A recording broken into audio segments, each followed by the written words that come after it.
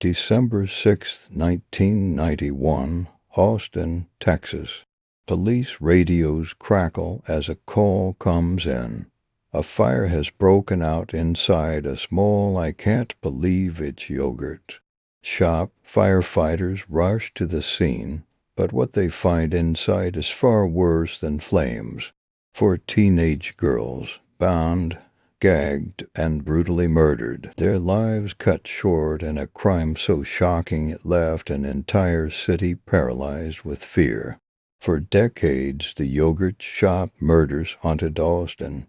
Rumors swirled, false confessions tainted the investigation, and families were left without answers. But in 2025, after more than 30 years, investigators finally identified a suspect.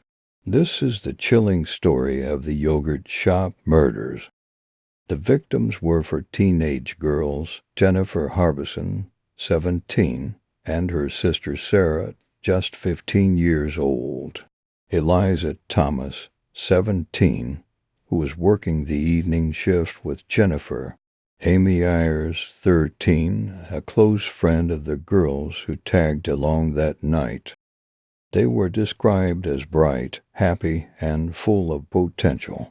Jennifer loved animals and planned to study veterinary medicine. Sarah was still in high school, enjoying life as a typical teenager. Eliza was hardworking, saving for college.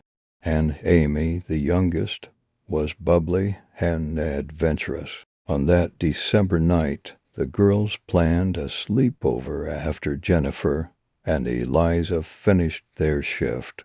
But instead, they became victims of one of the most brutal crimes in Texas history. When firefighters extinguished the blaze inside the yogurt shop, they uncovered the unimaginable. The girls had been bound with their own clothing, gagged and shot in the hit execution style. Some had been sexually assaulted. The killers had tried to cover their tracks by setting the store on fire, but the crime scene still told its horrifying story. The brutality shocked the community. How could anyone commit such violence against 4 young girls? The crime instantly made national headlines, and police launched one of the largest investigations Austin had ever seen. In the years that followed, the case became notorious for its missteps. Detectives interviewed hundreds of people, chasing rumors and leads. Eventually, 4 young men, Robert Springsteen, Michael Scott, Morris Pierce, and Forrest Welburn, were arrested in the late 1990s. 2 of them, Springsteen and Scott, even confessed under interrogation, but those confessions were later thrown out. They were coerced, filled with inconsistencies, and unsupported by physical evidence. For a time, 2 men were actually convicted and sent to prison, only to have their convictions overturned when DNA evidence failed to link them to the crime. By 2009, all charges were dismissed. The case once again went cold. For the families of Jennifer, Sarah, Eliza, and Amy, the decades that followed were filled with heartbreak and frustration. Every year, anniversaries of the murders brought renewed pain. The people of Austin never forgot. The yogurt shop where the crime took place was demolished, but the memory of that night lingered like a wound that wouldn't heal. Then, in September 2025, more than 30 years later, Austin police made a stunning announcement. Using modern DNA testing and forensic genealogy, the same techniques that had solved other infamous cold cases, they had finally identified a suspect. The man's name has not yet been released to the public as investigators build their case, but police confirm that DNA from the crime scene matches him directly.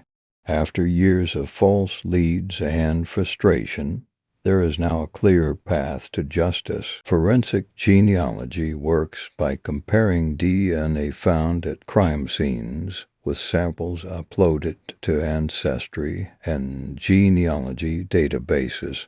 From there, investigators trace family trees until they find a likely suspect. This same process has solved dozens of cold cases in the past decade, and now it appears to have solved Austin's most infamous crime. At the time of writing, little has been revealed about the suspect. Police have hinted that he was not one of the original four men accused in the 1990s, meaning the real killer managed to avoid suspicion for decades. If charged, his trial will not only bring answers, but also raise new questions. How did he escape detection for so long? Did he act alone, or were others involved? And what was his motive for targeting for innocent girls? The yogurt shop murders left a permanent scar on Austin.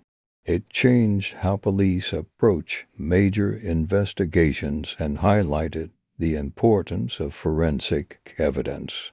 And now it shows the power of new technology to bring long-awaited answers. Justice delayed does not mean